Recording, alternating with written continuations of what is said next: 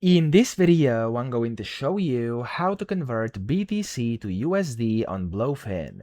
Now to do this, first you want to sign into your account, and then of course on your dashboard, you want to go to Spot up top, hover over it, and you want to click on the Convert button over here.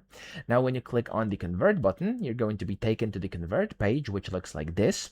And then from here, first you're going to have to select the correct things you want to convert. So if you want to convert BTC to USD, you are converting from BTC, so go to from over here, and then you want to click on it, and then you want to search for BTC. So over here it's going to be BTC or Bitcoin. It's not showing for me, and that's because it's shown down here. So just go and make sure it's not selected down here, and you'll be able to find Bitcoin at the From tab. So I'm going to click on BTC because I'm going from BTC, and then I'm converting into USDT. So I'm going to go here and I'm going to look for USDT, which happens to be at the top. So I'm going to click on it, and then there we go. This looks good for now. And what you want to do here is, of course, select the correct account where you actually are holding some Bitcoin. So I'm holding some on my spot account. I'm going to click on it here to select it and press confirm.